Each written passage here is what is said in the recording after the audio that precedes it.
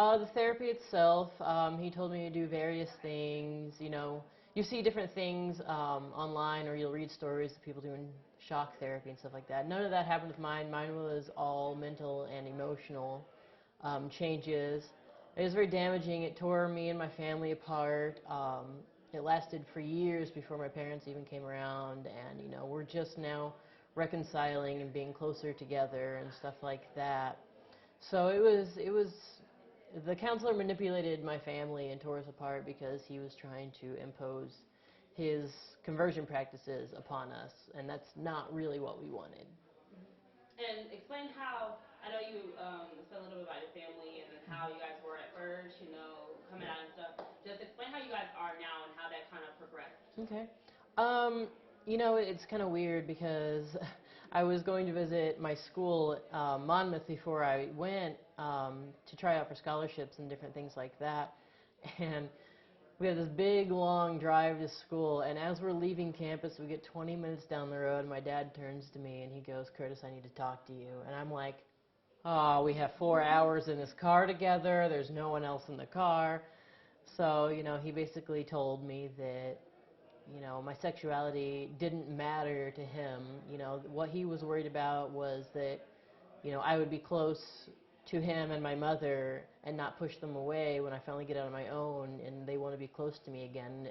You know, the stuff that we went through, you know, they were wrong in what they did, and they, you know, they realized that it was wrong, and they, you know, were apologetic, and they just wanted to rekindle that relationship that we had before. And that kind of goes off my next question with acceptance. Explain how that's been, you know, whether it's been with your family, friends, or just, you know, anyone else. You know, it's kind of weird.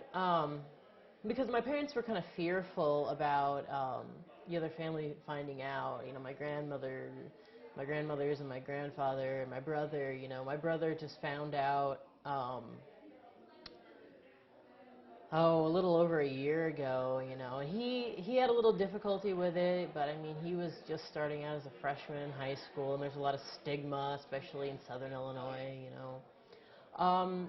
My parents are doing very good with it. You know, they were here tonight, so that's a big plus. Made me extra nervous, but it's a plus. I'd never really came out to the rest of my family. It just, when I started sharing things that I was doing in legislature and stuff, and you know, I was featured in the Chicago Sun-Times as an opinion piece. You know, I shared all of that, so it was just kind of like, oh. Okay. Right. You know, one of them explained to me, they're like, we all knew, and we all kind of, there were hints at it, but we never said anything. Yeah. We weren't going to say anything, but we all kind of had an idea since you were like 5, and I was like, yeah. So it wasn't a problem, you know, they're all very proud with what I do, and I haven't really had any backlash from family. It was weird because, like, when I came out to my family, I told them, I was like, you know, I feel like my future is going to involve LGBT advocacy. And they were like, no, you know, you don't need to get involved in that. Or something like that. I don't really know what was said about it, but I do remember saying I wanted to do this when I'm older and, you know, advocate for LGBT rights. And now I'm doing it. So I'm kind of like living out what I said I was going to. And it's just wonderful, you know, having support from my family and just from everyone, being in this atmosphere where there's so many people that are supportive. And like what I do at my college, you know, I'm a big LGBT advocate. And I've met with the president of the college, and, you know, he's come by to our events, and that's just a really good feeling that the president of the college is taking notice to us, and that, you know, I'm a part of that. So it's really good, you know. I was super nervous tonight, you know. You couldn't tell, which is good. Well, thank you, yeah. But everyone else that was sitting towards me, I was, you know, they could tell I was nervous. It's nerve-wracking having to get up and speak in front of people because I've never done like a group this big before in this kind of setting, this formal of a setting, other than, you know, legislature, which is 3 minutes long. I can do that, no problem. But it's feeling what I did, but it's really nice. I enjoy helping people. You know, anything I can do, and I definitely want to stop this practice from hurting anyone else.